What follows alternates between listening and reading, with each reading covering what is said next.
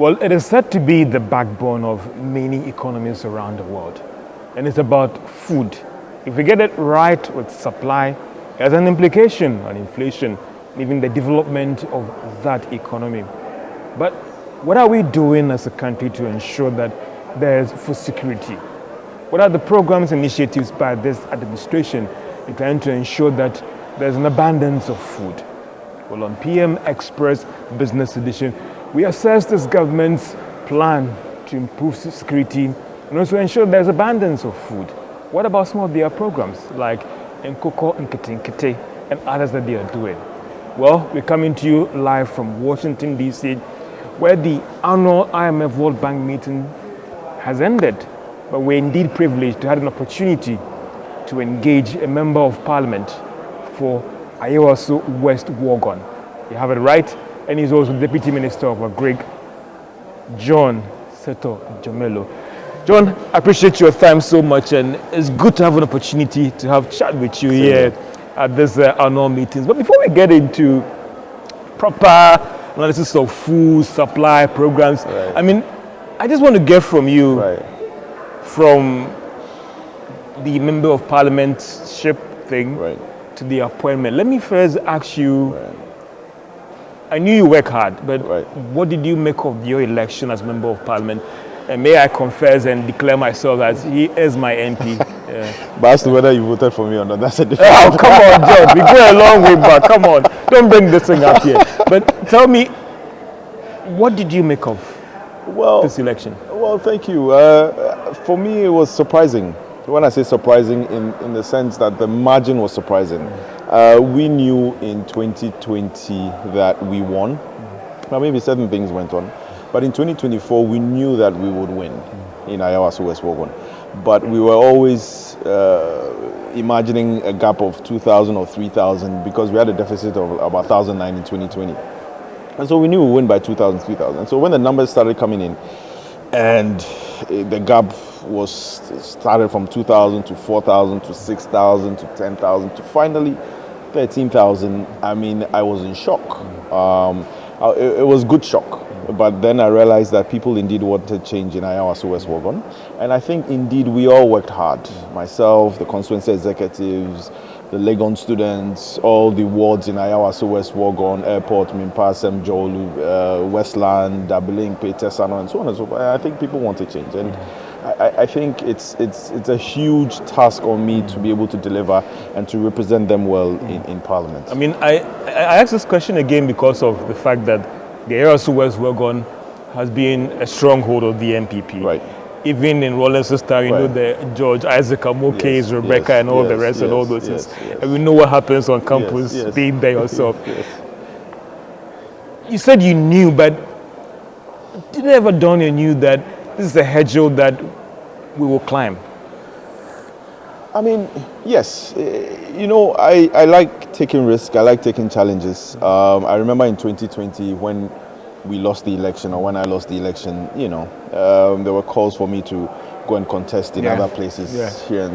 But I was very open to whichever conversations that came. And then come 2024, I'm now being asked to, you know, make up my mind to stand again and contest again in Ayawaso West Wuogon. And of course, it's been an MPP stronghold for the last over 20 years. And shifting it now to NDC with such a wide gap, of course, it's putting something, a very heavy weight on my shoulder to be able to deliver. But we knew we would win.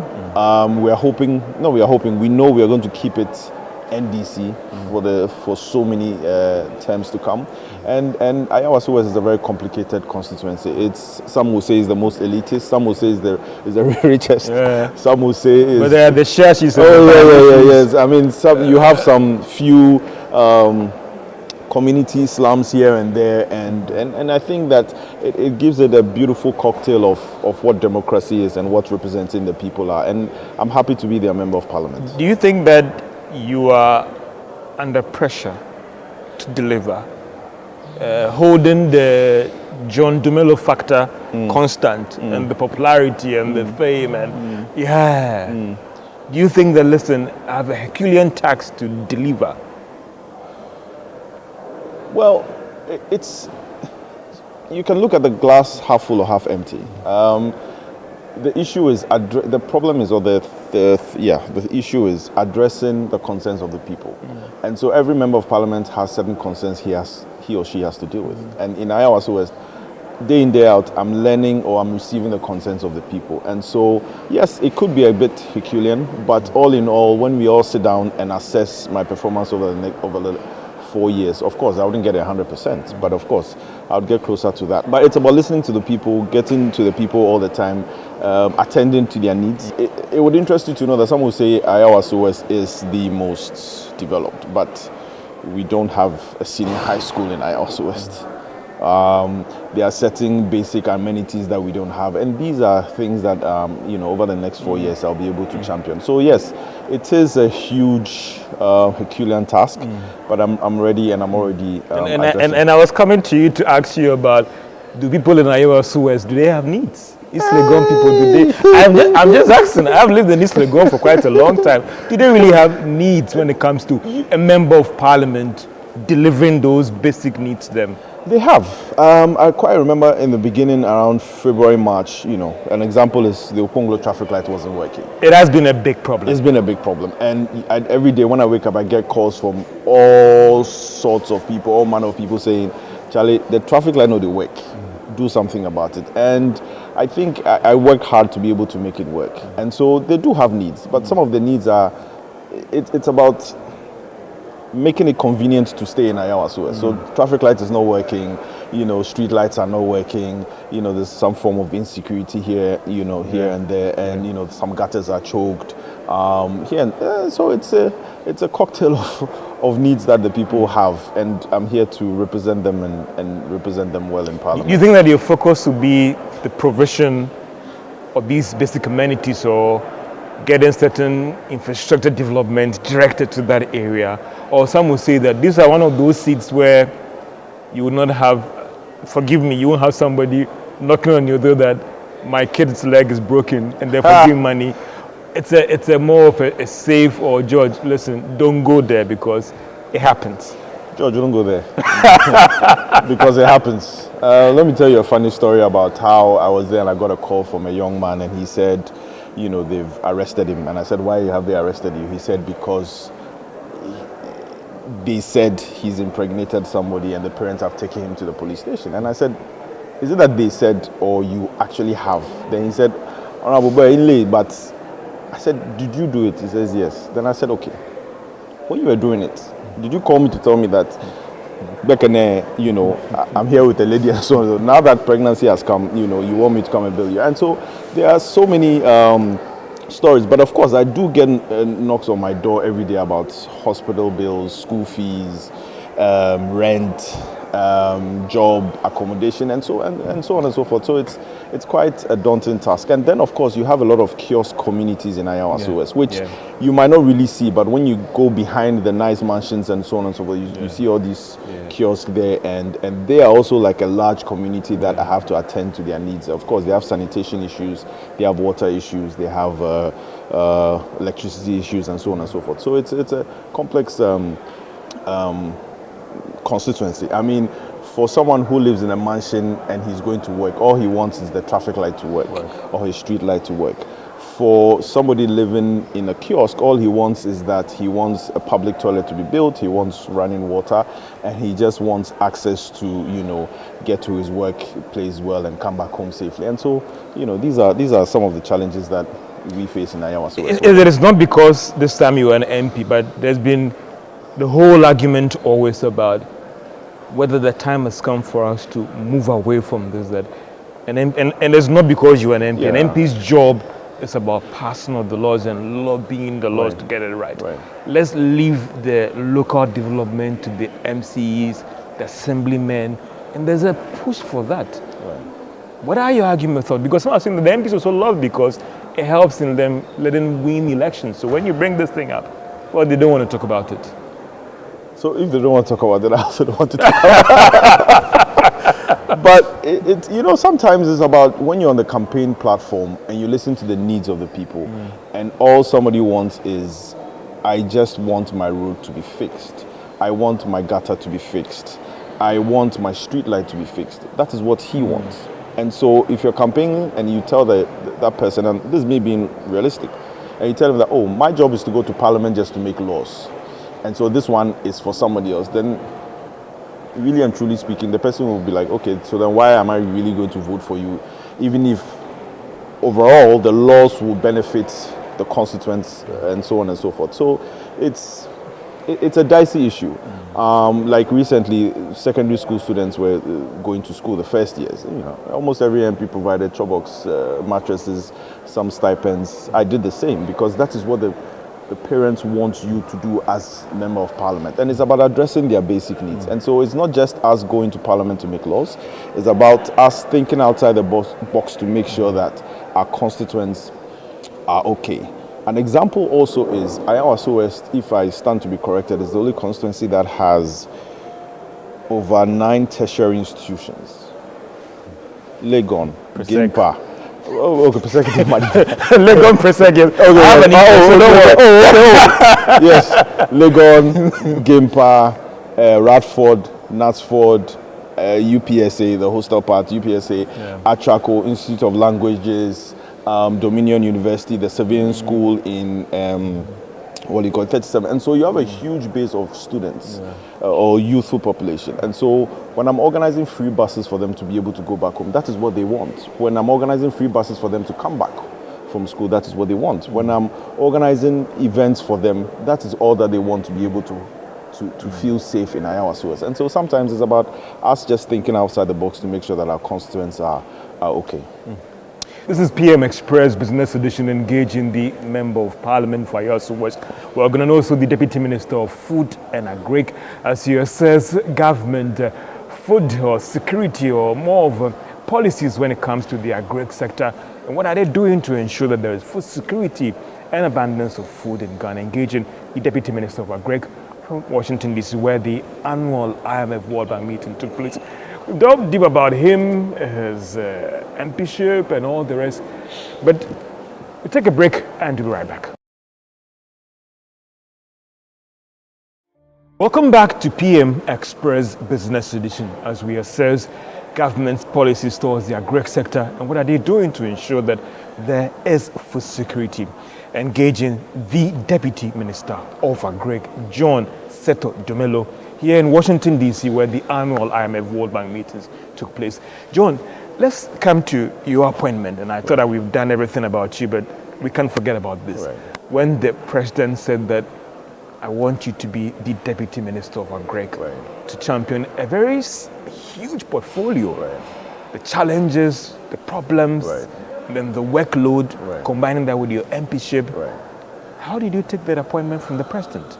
Well, it was a good day.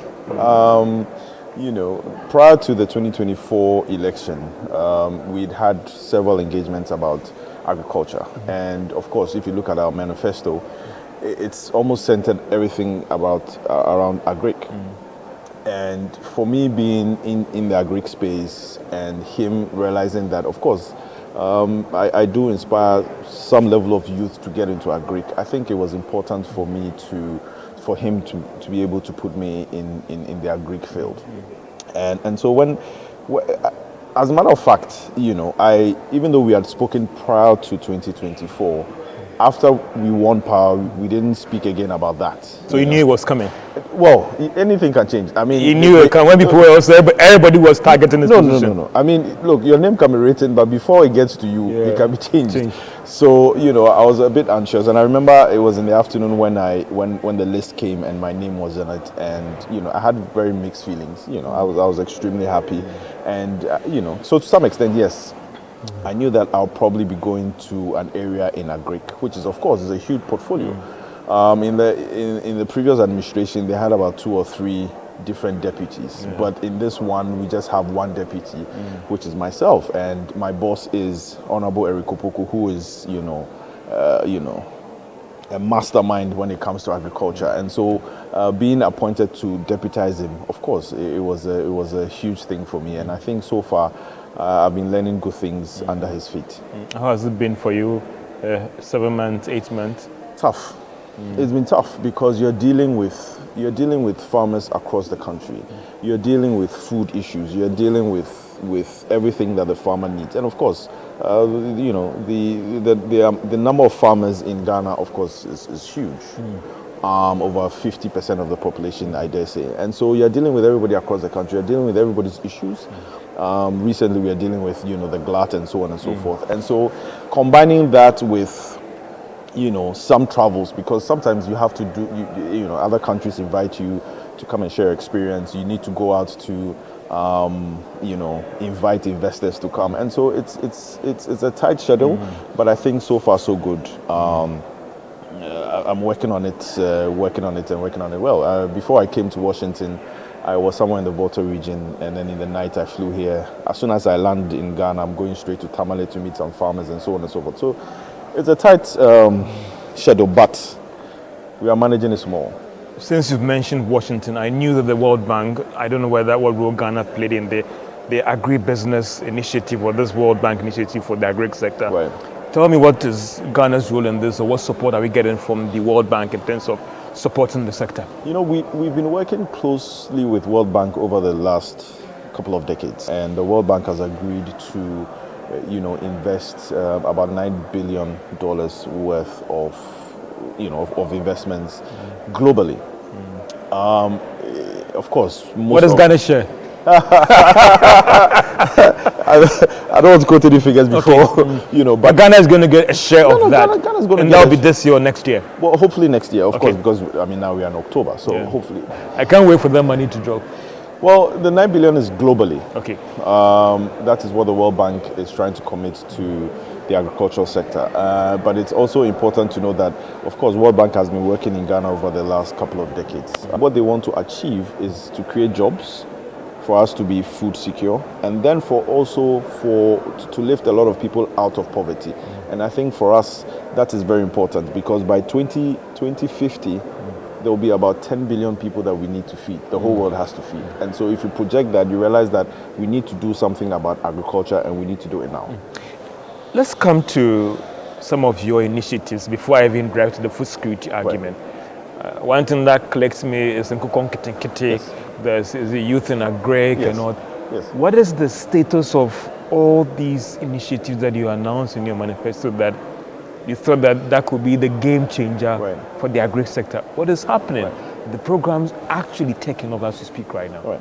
So, George, we realize that in Ghana, we import 95% of what we consume, and we only just produce 5%.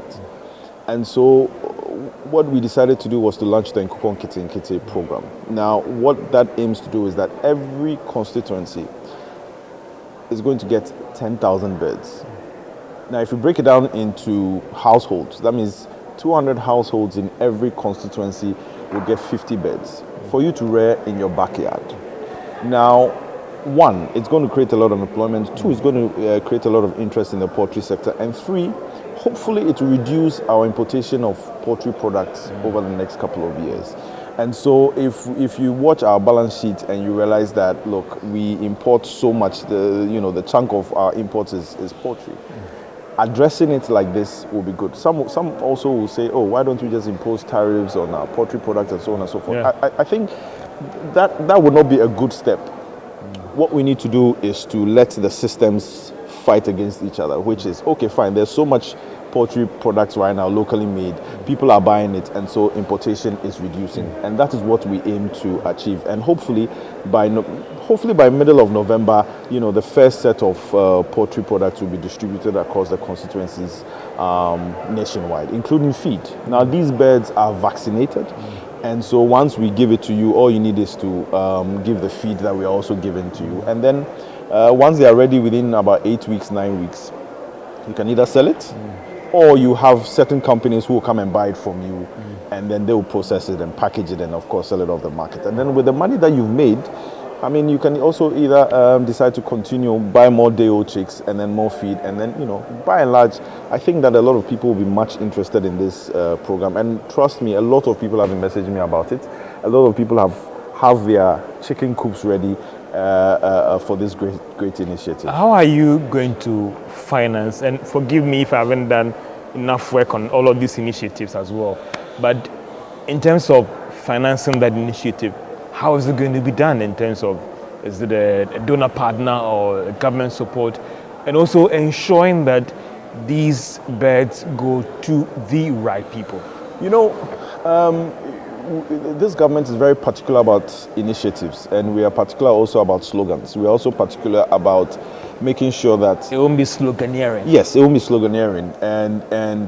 And quite recently, we met most of those who are interested in, you know, the procurement process and so on and so forth. And we made it clear to them that, look, we are purchasing 3 million birds, and the 3 million birds, we want to make sure that there will be no stories about it.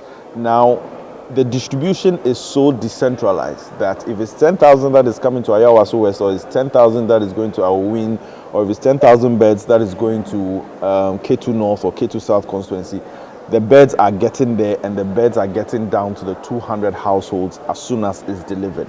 Because we are going to monitor it well. This is not just any sloganeering campaign just for, you know, popularism, but we just want to make sure that each household has the birds, each household is rearing the birds, so that at the end of the 2-3 months there will be a lot of poultry products available on the market, and then you would realize that, you know, hopefully prices will come down, and then in the next few years we'll be self-sufficient when it comes to poultry, the poultry industry. Let's look at, is it the youth in Agric, or starting to be corrected as well, where the employment creation bit as well. Again, what is the state of that initiative as well? Where is it going to take off, and in terms of the targeting and getting it right as well? Well, with the youth in Agric, we are working hand in hand with NEIP. We're also working hand in hand with the Youth Employment Agency. We are working hand in hand with the Youth Ministry as well. That's Giorgio Pariado's ministry as well.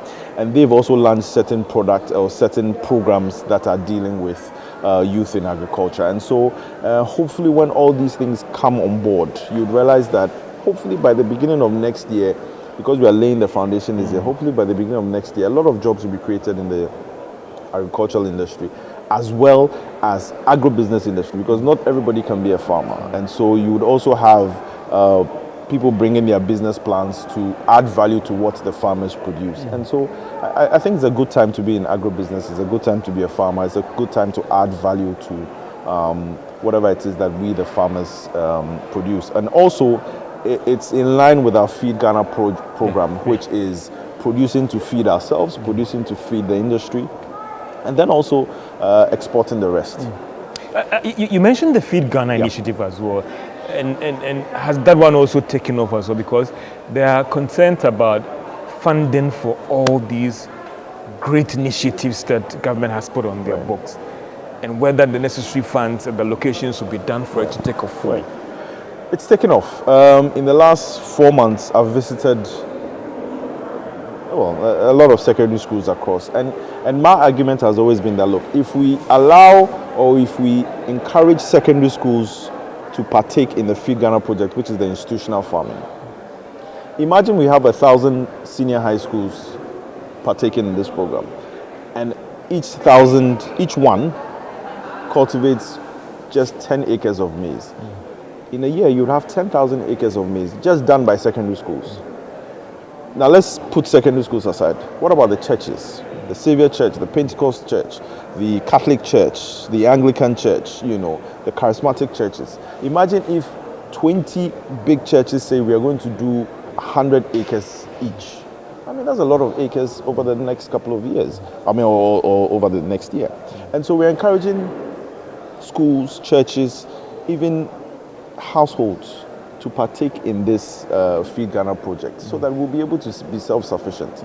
Now, with the analysis I made, imagine if most of the schools are now doing onions or tomatoes in the dry season. Indirectly, we'll reduce the amount of imports we bring from Burkina Faso and Niger and so on and so forth. And so it's a good time to start with this Feed Ghana project. What is the level of support that government is willing to give these people who want to come on board to give this program some life? They are willing, but what is the support in terms of fertilizer and all those things? When you are throwing that charge to them that come on board, take the initiative, partner government for us to realize this dream. You know, an example is the truck that we gave to the prison service in Sunyani. We also gave them tractors. We've also given some tractors to the National Service Authority or the National Service Scheme. And so we are helping such institutions to be able to scale up. And so for the tractors, for the fertilizers, for the improved seeds, for the high yielding seeds, for some irrigation systems, the government is willing and ready to give it to you as long as you show some level of commitment. That look, we have the farms, we've been doing it in the past few years, but we need 2 or 3 pumps to be able to do dry season farming. We at the Ministry of Agric will give it to you, as long as you show the commitment. But it's not that you've not done farming before, you have some land somewhere, you want to come and do try and error. No, we are ready to partner with those who are serious about it. And then also, like this year's National Farmers Day celebration, we are awarding churches, we are awarding schools, we are awarding so many people who are partaking in farming. And that's how come in the beginning of the year, when we announced this and everybody was happy about it, you know, I can say fortunately and unfortunately, we've recorded some glut almost around the country, and it's a good sign. It's a good sign because we realize the willingness of people to be involved, and we know how to tackle it well next year. I'll come to you about the post-harvest losses Right. issue, so now we should deal with it as well.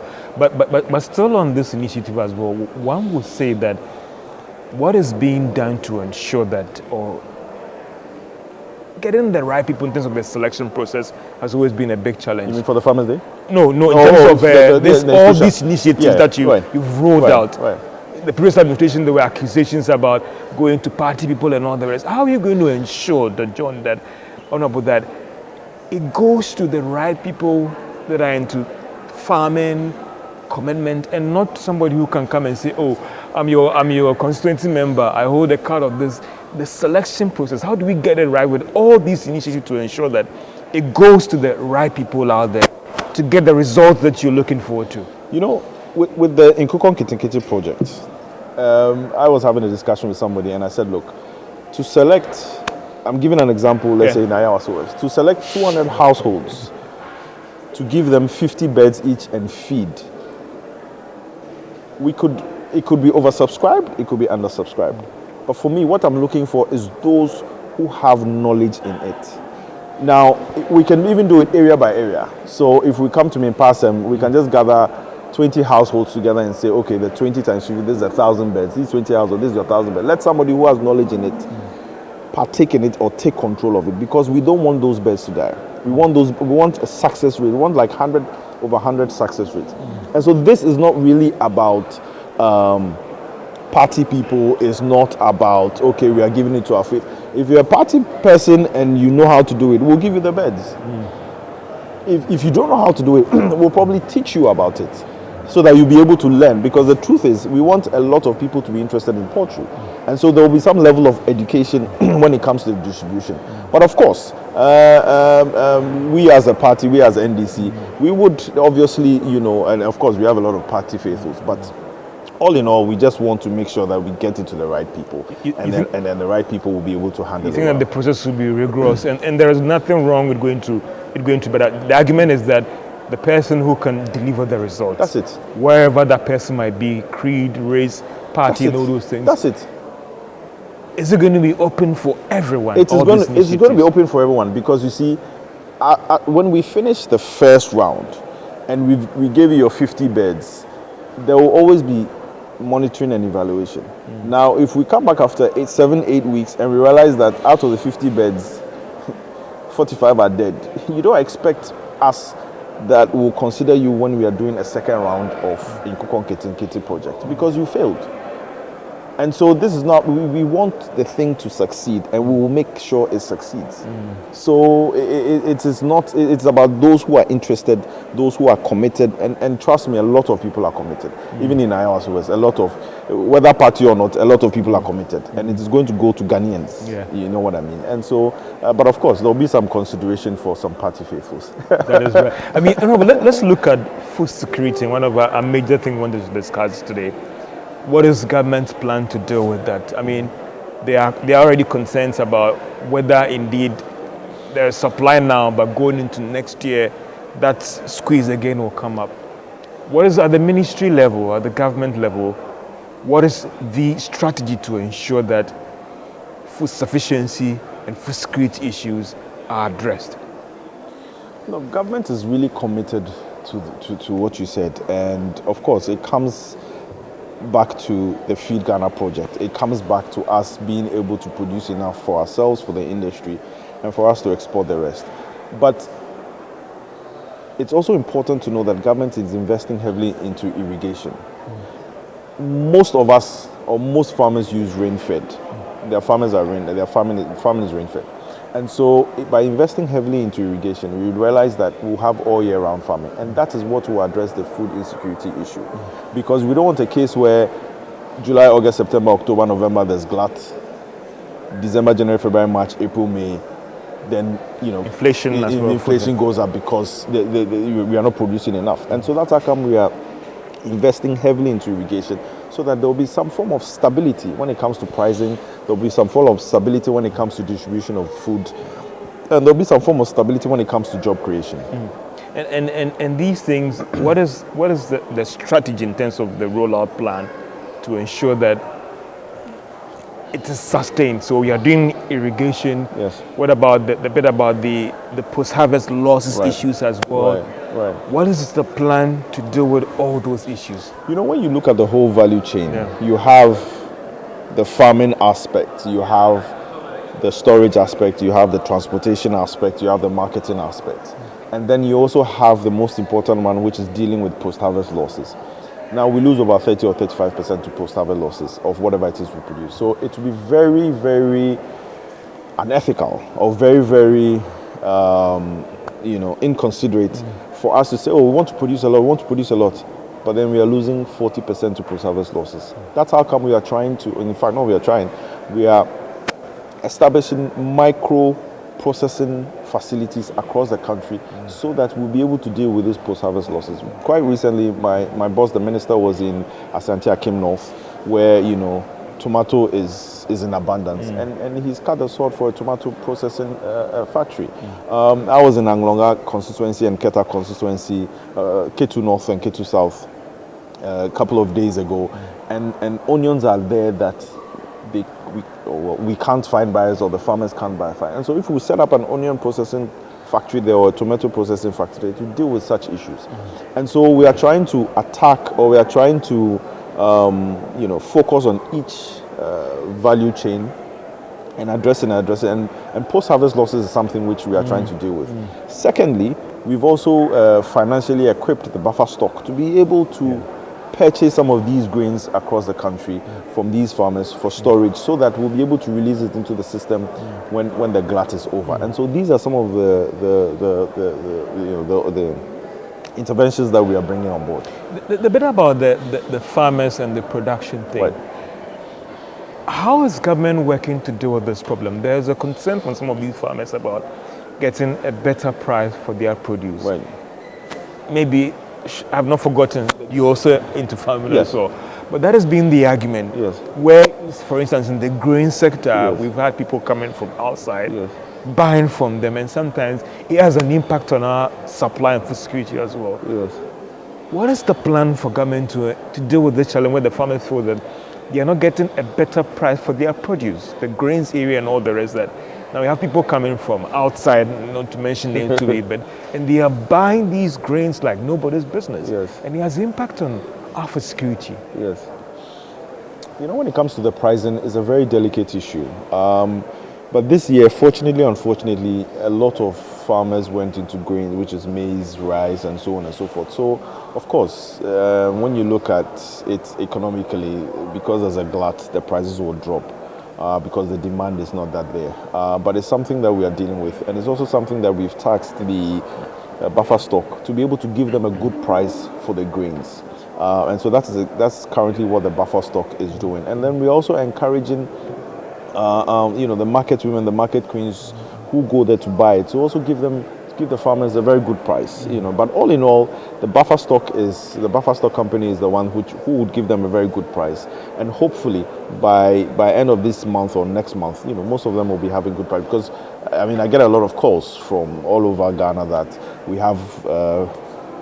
have maize, but they are pricing it 500, 450, and so on and so forth. But I think in the next couple of weeks, they will definitely get a good price. But that also means that we need to quickly,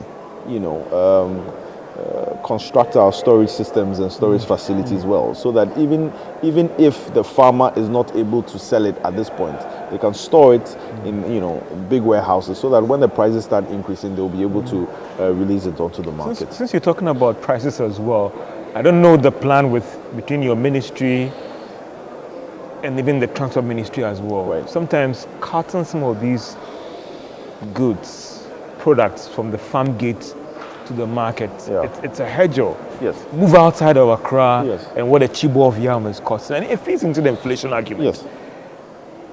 I know we are not in a controlled market, Right. but in a subtle way, in the moral suasion, from the ministry's perspective, together with the transport ministry, what is being done to deal with this problem where when the goods are moved from the farm gate to the marketplace, sometimes about 300% jump in price. Right.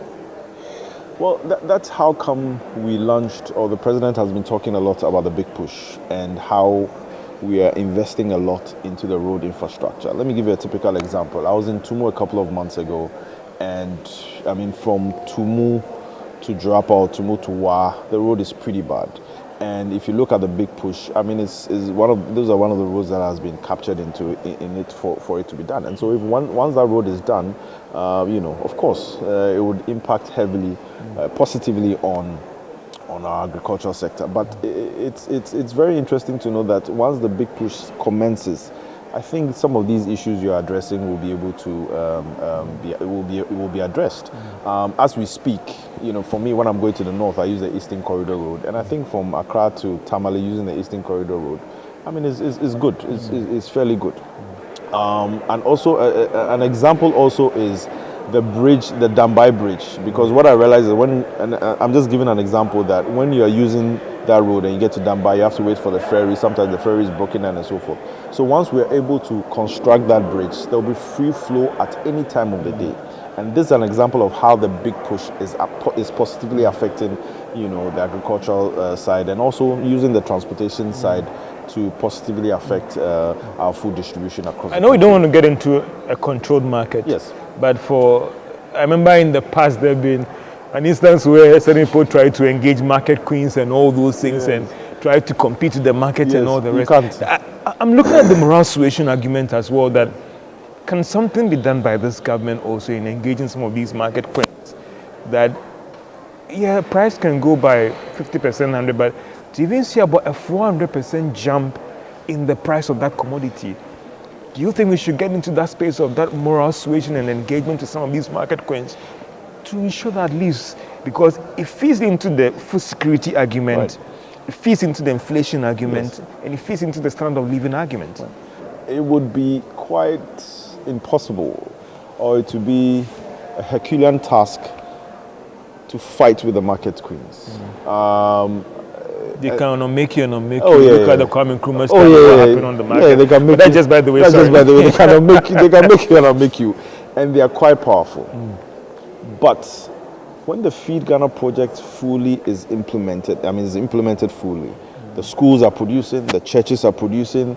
There's backyard farming. The services, the immigration, police, all these government agencies, even some of the district assemblies, they get on board and they are farming, and they are farming well. You'd realize that food will now come directly to the end user.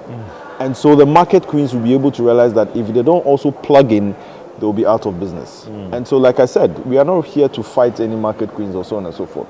But we just want that once the Feed Ghana program is fully implemented, you'll be able to, you realize that food will come directly to the consumer. Just like how the Nkukor Kitikiti program is.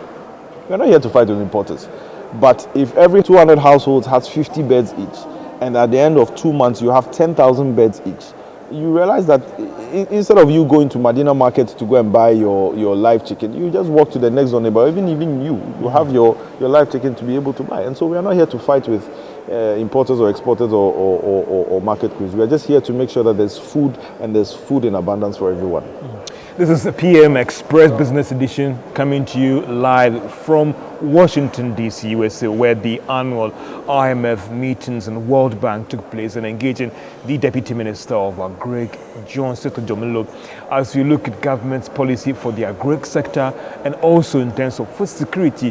What is the plan to ensure that indeed that shouldn't be a challenge for us at all? We'll be right back after this break.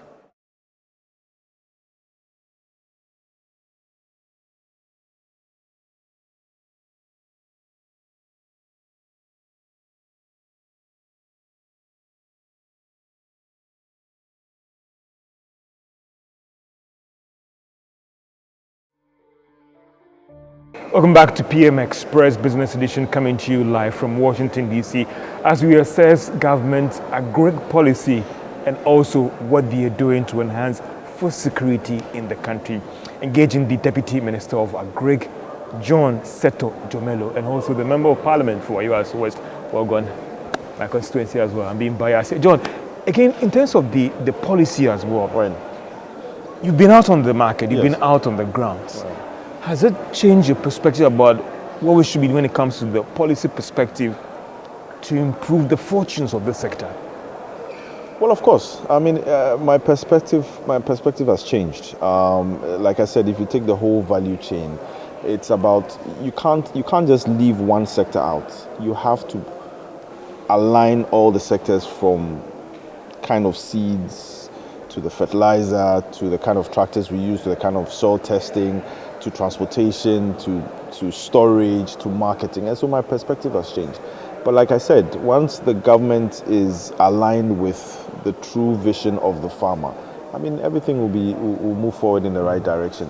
The goal is for us to stop the importation. The goal is for us to be able to produce more to feed ourselves, feed the industry and then export the rest.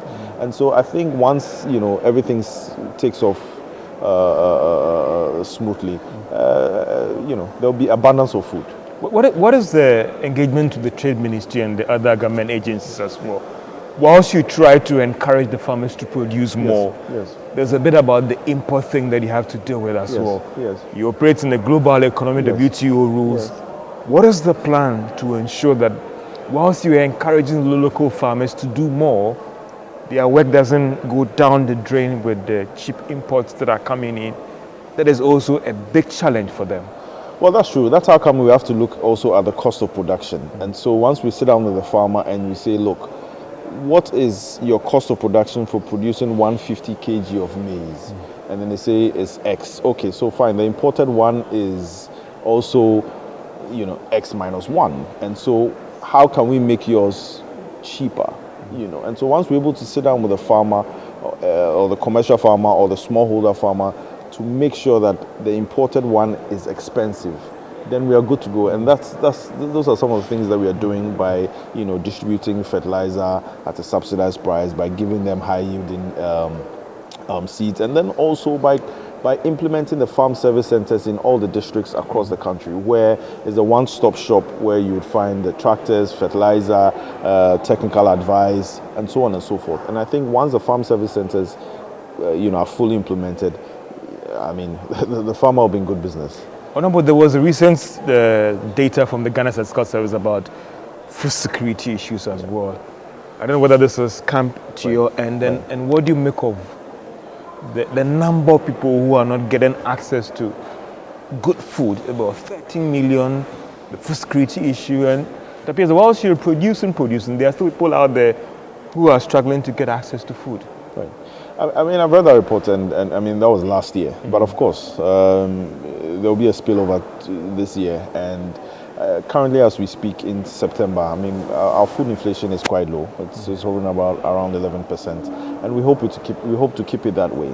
And so, like we said, we want to make sure that everybody has enough food. Everybody has the right kind of food, not just food, but also a balanced diet. And that is our focus, and that is our plan right now. And hopefully, when all these programs are implemented, which is the Nkokon Kiti, which falls under the Feed Ghana, the institutional farming, the irrigation for wealth creation, and so on and so forth, I think everything will be aligned correctly. In terms of, I've asked you this question previously, in terms of funding for all these initiatives, has the Finance Minister Ato Forson giving you the assurance about the allocation coming in on time to roll out these initiatives? Well, the few engagements I've had with the Finance Minister, I mean, of course, he's ready and prepared and fully committed when it comes to the agricultural sector, because like I said, food inflation is directly linked to inflation, and so he's very much interested in the policy and the plans that the Agric ministry has and how we can both align to achieve a common goal to be able to execute all the programs and policies of His Excellency John Dramani Mahama. And so the Finance Minister is ready and fully committed, because we have our plans, and the plans have to be financed, and the plans have to be financed by the Finance Minister. But I can tell you for a fact that he's ready and ready. Honorable, as you wrap up, are you that optimistic, convinced that these initiatives will go a long way to make us food sufficient as a country going forward? Absolutely. What I do know is that the President doesn't want to fail. My Minister of Agric doesn't want to fail. We as a government, we don't want to fail Ghanaians. And so every policy and plan and program is not just about slogans. It's about having the right impact on the people of Ghana. I know that government is dealing with the issue. The President has come out and even spoken as well a bit about galamsey and how it's impacting on food supplies as well, and the quality of food. At the ministry level also, what is being done to manage this thing because of the impact on food supply and food security as well? Every ministry has its jurisdiction, and for us at the Ministry of Food and Agric, we just have to make sure that farmers are comfortable and producing in a very safe environment and using the right chemicals and so on and so forth. So when there's any disruption in the line, of course, alarm will be raised, we'll be concerned. And we've had several engagements with the Ministry of Natural Resources to be able to address the issue. And I think they're equally doing well with the inauguration of the NIMOS task force. And we want to make sure that whatever food items or food stuff that come into Accra or in all the major markets are devoid of these harmful chemicals by the galamsey issues. But I do know for a fact that the Ministry of Lands and Natural Resources, or the Minister of Lands and Natural Resources, is definitely doing a wonderful job in assuring us and the people of Ghana that they are tackling the galamsey issue and tackling it well. John Seto Dumelo, Member of Parliament for your West Wogon and Deputy Minister of Agric. I know we'll be talking again, but also you said about the Farmers' Day and find out about that. The awarding will be different this time. Help us out in terms of, apart from the farmers, other institutions that are also promoting Agric will be also rewarded. Yes, like the schools and the churches will definitely be rewarded, especially the churches. Because I think hitherto the churches have never been recognized or awarded. So this time there will be a Best Church Award for institutional farming, same as secondary schools. Honorable, I appreciate your time so much, and I know we'll be talking again. This is just the first part of it. Yes. In Accra, we'll continue this conversation on food security and what government is doing for the Agric sector. This has been PM Express Business Edition, engaging the Deputy Minister of Agric as we assess government policy towards the Agric sector and what they are doing to enhance food security. It came to you live from Washington, D.C., USA, where the annual IMF World Bank meetings took place. I know the debates will go on in your homes and your offices about what more can be done to enhance food security and again ensure that we have enough, we store for the rainy day or for the bad day. This has been PM Express Business Edition coming to you live from Washington, D.C. Have a great day.